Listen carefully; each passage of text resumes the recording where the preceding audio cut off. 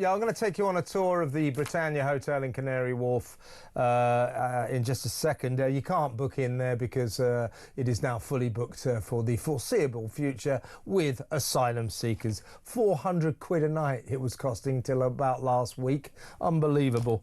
Anyway, we'll show you that in a second. But what you mentioned about Lee Anderson, now he's talking about a man charged with a rape. With a serious rape of a local woman up in his constituency in Nottinghamshire. He spoke with Nottinghamshire police, and he was asked not to go public with this matter because it may affect the trial. Now, this guy, this accused, alleged rapist, has been charged and will go to trial. To say this is who it was, this is his name, he has been charged with rape, and you could say he's an asylum seeker. The police are saying, oh, if you say that, that will affect the trial. No, it won't. They've got to stop doing this. They are closing down public debate, the right of free speech, by threatening people by saying, oh, you're going to ruin the court case. So Lee Anderson, to his credit, has gone totally, said, I'm not going to put up with this. Enough is enough. I've spent the last 24 hours mulling this over, and I cannot keep quiet. The man charged with this vile offence is an asylum seeker who has been living in Ashfield. That's Lee's constituency, isn't it? I've been banging on about illegal migration since I was elected. At first I was told by other MPs that I was a racist, a bigot, and I should shut up. I will not shut up, and I do not care about the consequences. I say, Isabel, that it's about time somebody in a prominent position took this stance, because he cannot be punished. He hasn't done anything wrong. He has not broken the law in any way. So what this feeds into is what we know is going on all over the country. These asylum seekers are allegedly committing crimes. Hundreds and hundreds of them have been charged with crimes, a significant number of them sex crimes, and we are constantly being told you can't talk about that. Councillors, officials, coppers all over the country, don't say it's an asylum seeker. Don't say it's an asylum seeker. Well, Lee's bursting that bubble, and good for him, and we should all burst it. They can't carry on dealing with this escalating problem of asylum seekers and these hotels by trying to keep the problem secret. That is pathetic. I am so sick of these cover-ups, and I know that people up and down the country feel exactly the same way. What is it about our authorities that they do not trust the public to know what is really happening out there? It is absolutely appalling. How come they think that they have the right to conceal the truth from us? And you know, as a journalist, I've for the last 25 years dealt with the basic restrictions that there are on reporting. So basically, until someone's arrested, it's equivalent of a free-for-all, because there's no one involved that you could prejudice a trial for. Once someone has been charged, yes, it does get a lot more tricky, but it has always been the case, always, that there is a simple statement that the police will put out saying, you know, a 56-year-old man, whatever, from such and such a place has been charged with such and such. They will appear in whatever court, you know, in some days' time. The press and anyone else is entirely entitled to repeat that information, and that cannot prejudice any trial, because you're not giving any circumstantial evidence. You're not talking about the detail. You are simply reporting the fact of the matter. And I'm very glad that Lee Anderson is having none of this nonsense. I'm sure there are a number of other MPs that will have none of this nonsense either.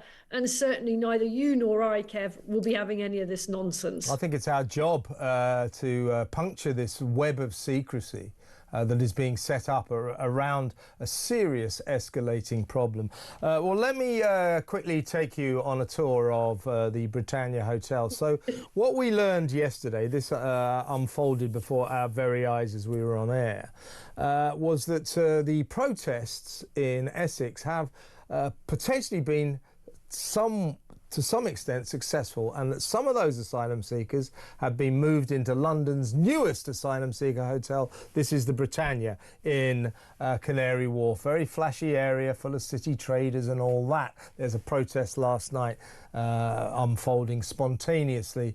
Well, let's have a look inside this hotel. This was £400 a night, and I think we're going to take a sort of tour here. Can we look inside, please? It's got restaurants, bars, it's got a swimming pool, sauna. We're hoping to go inside pretty soon. This is the protest outside. Inside, it's a luxury hotel, and it is in the middle of Canary Wharf, a very flash area. While we wait to go inside, your thoughts on this, Isabel? Well, my thoughts on this is that this is just an absolute joke, is it not? You know, why the heck should the British taxpayer continue to fund this type of luxury lifestyle? And it is a luxury lifestyle in very high-end hotels for people that come over here. And frankly, from the evidence that we've had, including your brilliant interview last night, show very little appreciation and respect to either those that are paying for all of this, which is the great British public, or the many staff that are working very hard in not very good conditions to provide everything for them. Well, exactly. Now, I think we can go inside the hotel now. So here we are. Welcome to the Britannia Hotel. Look at it. It's rather flash. I've been there myself. I used to work for it. There's the lounge. There's the lovely drink. Nice view across there's the bedrooms. It's very nice, isn't it? Look at that. That's wonderful. Nice place. As I say, it's got several restaurants. Nice bar, cocktail bar there. It's got a swimming pool. It's got beautiful views, drinks, £400 a night until they closed the doors, as it were, to the public. The International Hotel, it's a Britannia hotel. It's extraordinary, isn't it? I mean, how much more are we going to give these people? Why are we putting them in a hotel? This is costing us a fortune. We are basically paying for those people £400 a night for them to stay there. That's our bill, the taxpayers' bill. We might as well go to reception and say, how much do we owe you? It's a disgrace. Do you know what? I also feel incredibly strongly about the companies that are accepting this money. You know, these companies are feeding off the misery of the wider British society. You know, they are quite simply taking very, very large sums of money, and this is our money, and it is in order to enable and facilitate a racket that the British public have had enough of. And I think it is highly unethical. And the name Britannia Hotels seems to come up time again. I think this is a group of hotels, if I'm not wrong, that is very heavily associated with providing accommodation for asylum seekers. I think it's deeply immoral.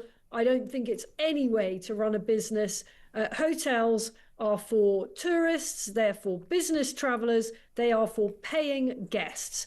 They are not set up for hostels, for free accommodation, for basically a bunch of scroungers. And I'm very, very sorry to use that quite blunt language, but it's evident to me from the number of people that are now coming out as witnesses from inside these migrant hotels that there's an awful lot of scrounging going on.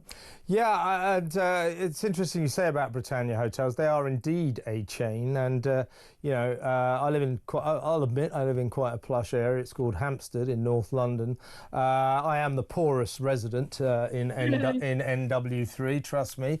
I saw a massive bunch of migrants all shuffling around the other day with suitcases and stuff. And guess what's about a mile from my house? That's right, it's a Britannia Hotel. So I think certain chains have basically sold out the whole business to the government. And these hotels, do you know that guy I had on last night, Luke Sharman, who worked at a couple of asylum seeker hotels in Norfolk? He said that those hotels, each one of them, got £2 million a year each. I mean, it's grotesque. No, look, I understand, you know, they are businesses, and I understand the unbelievable temptation of this. I get it. Someone waves a £2 million contract in your face and you're a Yeah. struggling, kind of not that brilliant hotel in the grand scheme of things. Of course it's tempting, but it's so unethical. That is basically making money off your fellow men and women. And it is just wrong in my view. And there have been hotel chains that have said, do you know what? We are just not going to have anything to do with this. And that is the right way. And those companies that are cashing in on this, I really hope they go bust in future when this gravy train is finished. No one should have anything to do with them as paying guests. Well, yeah, and the government, they just know, oh, we've got to put these people somewhere. So if they dangle enormous amounts of money in front of businessmen, people who own hotels, they'll just take it. So the whole thing is a kind of swirling mass of immorality, really. So you saw these this spontaneous demonstration outside the Britannia Hotel in Canary Wharf. We'll add that to the demonstrations that we've been seeing in Epping, and of course there was another one a couple of nights ago in Diss in Norfolk. They're going to get more and more. They're going to get more frequent, and the government apparently met yesterday, our wonderful cabinet, and they agreed that Keir's crew, his gormless government, they agreed that that they must repair the social fabric or risk a repeat of last summer's riots. Well, there's two things I'd say about that. One, you better get a move on. Last time I looked, we're in the middle of the summer. These these disturbances are already happening. And secondly, you have to repair the social fabric, which implies the social fabric has been destroyed. Who destroyed it? Yeah. There is absolutely no excuse on this earth for why we are where we are 1 year into more than a year into a new government. This administration had plenty of time to prepare proper solutions to stop the boats. What's happened, in fact, as everybody knows, is that there's been a multiplier. Instead of stopping the boats, even more than ever are coming over. And for the government now to say, oh gosh, things are looking a little bit hairy, we're going to have to repair the social fabric. You guys, you shattered it, and you carry on shattering it, making what's bad already into a much, much worse and more febrile and dangerous situation. And I tell you what, if people weren't terrified of being banged up for 3 years for being anywhere near any kind of heated demonstration, I tell you what, I think there'd be an awful lot more people out on the streets making their feelings known. I think there will be anyway, Isabel. People aren't going to take this, and we will not take Keir Starmer banging everybody up in prison again like some two-bit Stalin. We will not accept that again. He better not be thinking of that. This guy is a catastrophe.